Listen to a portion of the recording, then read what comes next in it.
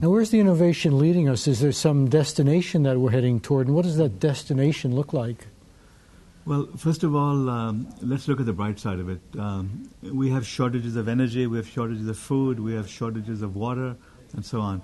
Let's take water as an example. I'm actually involved with two projects in a very small way to come up with ways of solving the water problem. One is Dean Kamen's Slingshot, which is just an amazing device, which is the size of a small refrigerator that can purify water. It consumes 100 watts of energy, about the same as a hairdryer. Another one is in Chile, AIC's technology, which can convert water into plasma and kill all the bacteria in it. Also about 100 watts of energy. These two devices themselves could solve the world's water problems. They work. I've seen them. It's just amazing what they've already achieved. So they could solve the problems of water and really help people on the planet. Then you look at energy. We're pessimistic about solar because solar is now politics. The Democrats backed a large company which failed. Therefore, solar is bad. Solar is evil. Solar is doomed. Complete rubbish. The price of solar has dropped 97.1% over the last 37 years. 97% drop in solar prices.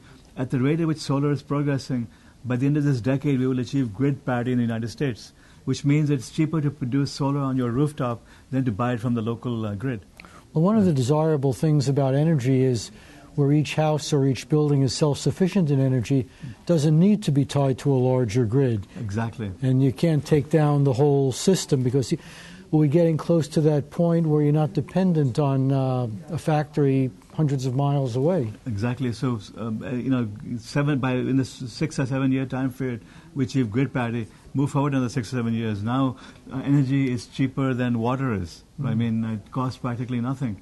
You have unlimited energy, you have unlimited clean water, and you can have unlimited clean food. You can have unlimited food because you can have vertical farms in which you grow the food. So now we have abundant water, energy, food, all of which cost practically zero. And guess what? You fixed major problems of society. Now, what's the object of this? Is the goal to make life as easy as possible, as effortless as possible? I mean, some people thrive on adversity. They do their best when times are hard. Are we trying to remove all the difficulty from life with our technology? Well, the way what I would like to see happen is us solving the problems of humanity, of curing disease, of solving the problems of hunger, creating more equality between human beings, making sure everyone has safety, security, food, water, unlimited education. As much as they want to study, they can study. And, mankind can rise to a higher level and we can get beyond wars. Why do we fight? Why do we have battles breaking out between countries? Because of scarcity of resources. If you have unlimited resources, there's no reason for us to fight anymore. That's the world that's the optimistic side of me, seeing this amazing new world coming up, all in the next 10 or 20 years. I'm not talking about hundreds of years from now. I'm not talking about things our grandchildren will benefit from. I'm talking about things which you and I might well live long enough to see. Well, don't people often fight for non-material reasons? Maybe they're well off material, but ideological reasons or pride or vanity or desire. I mean, they fight for what you might call very human reasons. Well, that's where my pessimism ends because, we'll fight over religion, we'll still discriminate against sexes, against color. I mean, humanity is still imperfect.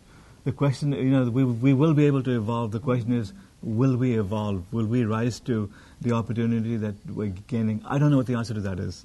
That's the pessimistic side of me, saying that we could do everything wrong and we could be in this Mad Max world in which, we've had World War III break out and half of the world has been demolished and we're fighting over scarce resources.